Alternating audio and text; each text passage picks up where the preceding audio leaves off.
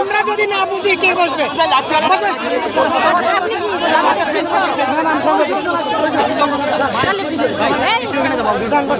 কাজ করছে কারা? আপনার কাজ করবে কারা? আপনার বুঝি না। সবাই শোনেন, কথা শোনেন, কথা শুনি, চুপচাপ থাকে।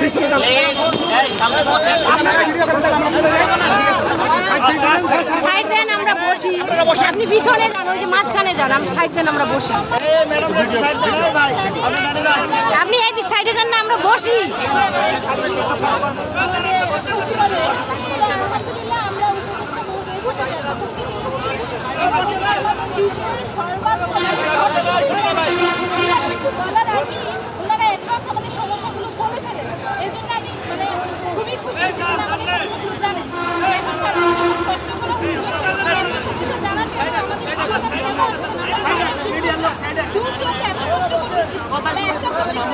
বিভিন্ন হয়রানির শিকার হচ্ছে শিক্ষক।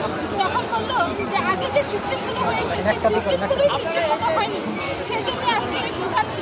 তো উপদেষ্টা মহোদয় যেটা সর্বশেষ আমাদেরকে বলেছেন সেটা হচ্ছে যে আমি আপনাদের নিয়ে ভাবি, এর চেয়ে তার কিছু আমার বলার নাই।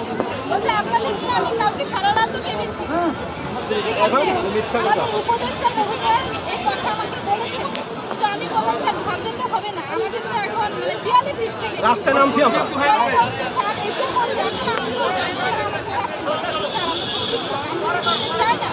আমাদের দুটো থেকে খরচ হয় সেটা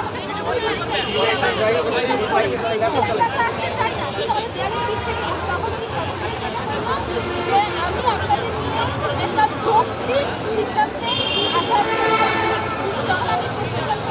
যখন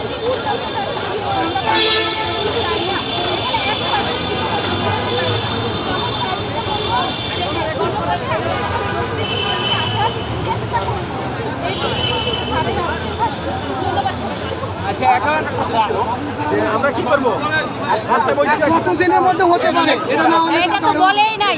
ওনারা শুধু এক তেলের মাথায় তেল দিয়ে বারবার এরকম করে বিব্রত করছে। এখন কথা হচ্ছে আমাদের ব্যাপারটা কিন্তু ওনারা ওয়াকিবহাল। শিক্ষা সচিব বলছে আমরা মোবাইল পিছা নাই মধ্যে আপনাদেরকে নিয়ে চিন্তা করি, ছুটে গেলেও মোবাইল পিছা আমাদেরকে নিয়ে খুব কম চাপ। কিন্তু কথা হলো বিভিন্ন চাপের কারণে, বিভিন্ন দাবির কারণে এটা একটু ইয়ে হচ্ছে। এখন ওনার কথা হচ্ছে উনি আমাদেরকে যৌক্তিক যেটা যেভাবে যৌক্তিকভাবে হবে ওই যৌক্তিক জিনিসটা আমাদেরকে দিবে।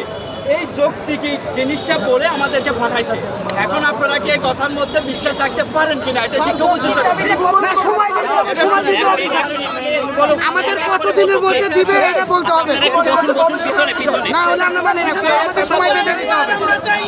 শুনেন শুনেন আর আমাকে বলতে অল্প সময়ের মধ্যে করে দেবে বলছে।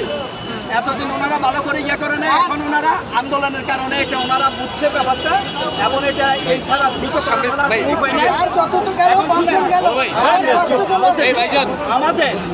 আমাদের যদি এই জিনিসটা আমাদের যদি খুব স্বল্প সময়ে না দেয় তাহলে আমরা আবার আন্দোলনে যাব। সেটা আপনাদের সাথে আলোচনা করে এরপরে দিনক্ষণ এগুলো ঠিক করবে। এখন আমরা আপাতত এখান থেকে সরতে পারি কিনা